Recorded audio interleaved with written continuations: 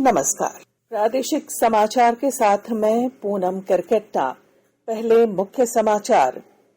झारखंड विधानसभा के बजट सत्र में जमाकर्ताओं के हितों के संरक्षण अधिनियम 2011 सहित 4 विधेयक पारित। दुमका में विदेशी महिला से गैंग रेप मामले पर गरमाया सदन। केंद्रीय कृषि मंत्री अर्जुन मुंडा ने बिरसा मुंडा कृषि विश्वविद्यालय में आयोजित एग्रोटेक किसान मेले में कहा, कृषि के मामले में देश बन रहा है आत्मनिर्भर।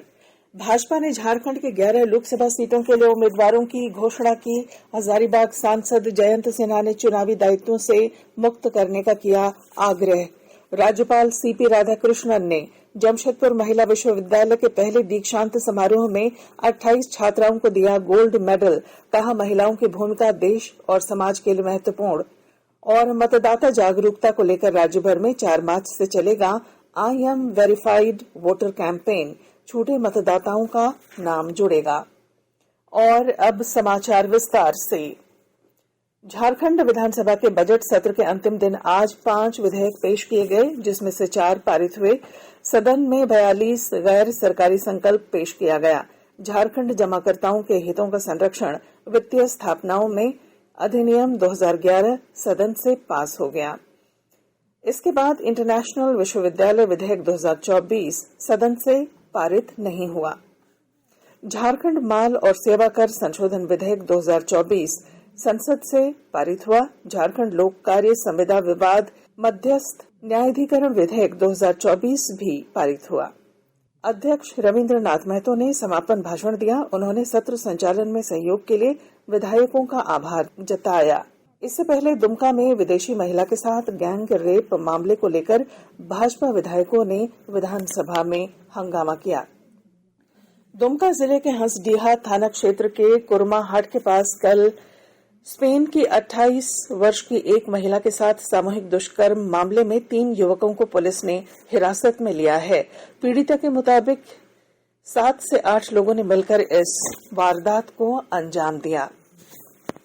केंद्रीय कृषि एवं किसान कल्याण मंत्री अर्जुन मुंडा ने आज राजधानी रांची के कांके स्थित बिरसा कृषि विश्वविद्यालय में 3 दिवसीय एग्रोटेक किसान मेले का उद्घाटन करते हुए कहा कि कृषि के मामले में भारत आत्मनिर्भर बन रहा है। उन्होंने कहा कि देश में नए अवसरों और संभावनाओं का सृजन हो रहा है, इसे समझने की जरूरत है। केंद्रीय मंत्री ने कृषि क्षेत्र में बेहतर कार्य करने वाले किसानों को सम्मानित किया। गढ़वा में पुलिस ने 7 नक्सलियों पर 47 लाख रुपए के इनाम की घोषणा की है। इन नक्सलियों की तस्वीर के साथ पोस्टर भंडरिया के इंदिरा चौक सहित अन्य जगहों पर लगाई गई है। गढ़वा पुलिस ने बताया कि लातेहार जिले के मनिका थाना क्षेत्र के नक्सली कुंदन खरवार पर 10 लाख रुपए के इनाम की घोषणा की गई है।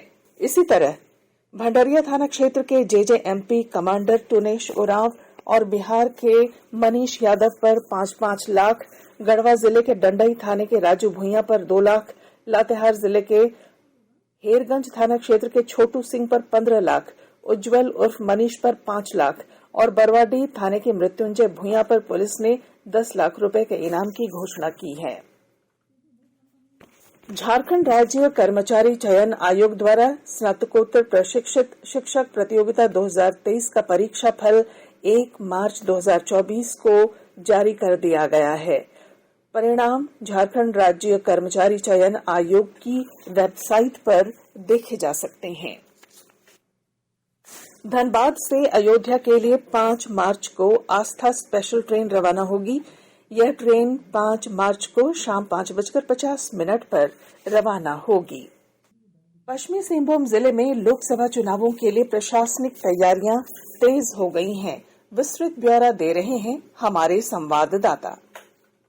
पश्चिमी सिंहभूम जिले में लोकसभा चुनाव के लिए प्रशासनिक तैयारियों में तेजी आ गई है। इसी क्रम में मतदाताओं के सत्यापन के लिए आगामी 4 मार्च को एक विशेष सोशल मीडिया अभियान आई एम वेरीफाइड वोटर चलाया जाना है। जैसा कि आपको मालूम है, मतदान करने के लिए मतदाता का नाम संबंधित मतदान केंद्र की मतदाता सूची में निबंधित होना अनिवार्य है और कई बार नाम अंकित नहीं होने की स्थिति में मतदाताओं को असुविधाओं का सामना भी करना पड़ता है। इन्हीं परेशानियों को कम करने के उद्देश्य से ये अभियान चलाया जाएगा, जिसमें मतदाता स्वयं उस दिन मतदान केंद्र में जाकर सूची का अवलोकन कर सकेंगे। यदि किसी भी व्यक्ति का नाम मतदाता सूची में दर्ज नहीं है अथवा कोई अन्य त्रुटि है तो सुधार के लिए तत्काल संबंधित प्रपत्र को भरकर बीएलओ को दिया जा सकेगा। दिलीप बैनर्जी, आकाशवाणी समाचार, चाईबासा।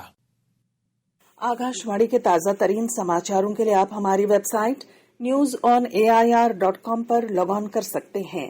ताजा समाचार X handle @AIR news alerts और Facebook page All India Radio news पर भी उपलब्ध है।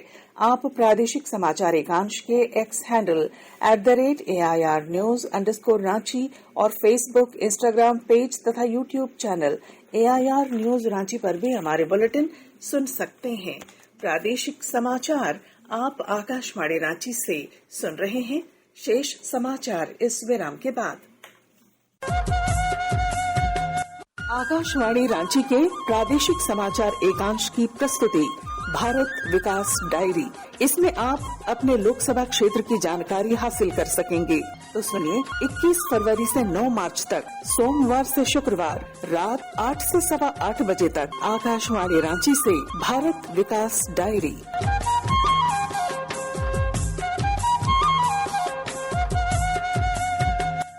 प्रादेशिक समाचार में आपका फिर स्वागत है।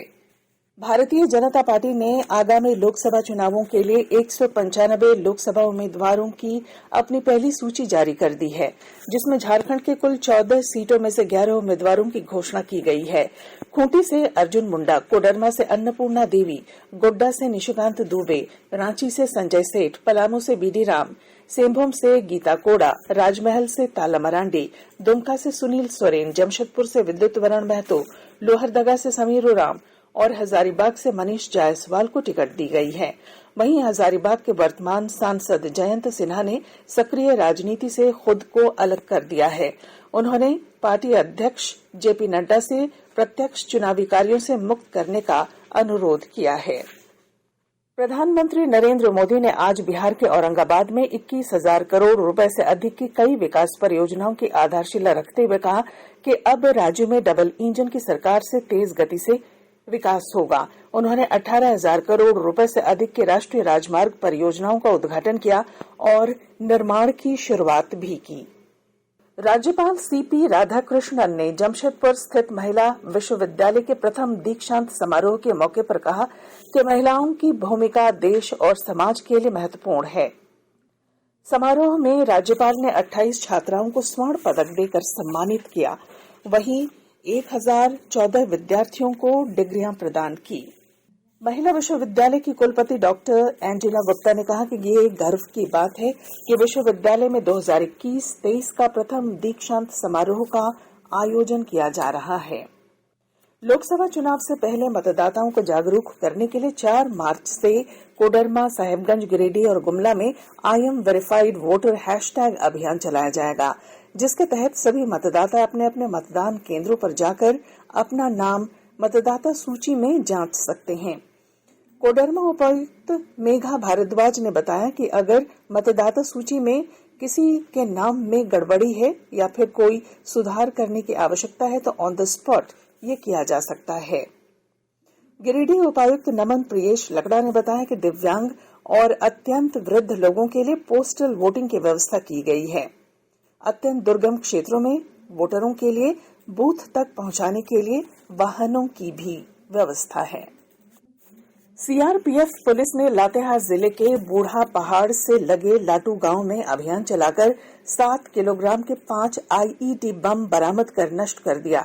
सीआरपीएफ के कमांडेंट पीके साहू ने बताया कि ऑपरेशन शैडो आज सुबह 6 बजे 3:30 बजे तक चलाया गया। इस दौरान सुरक्षा बलों को जंगलों में विशेष अभियान के दौरान ये सफलता मिली। गिरिडीह जिले की बगोदर पुलिस ने 3 लोगों को अवैध लॉटरी बेचने के आरोप में गिरफ्तार किया है।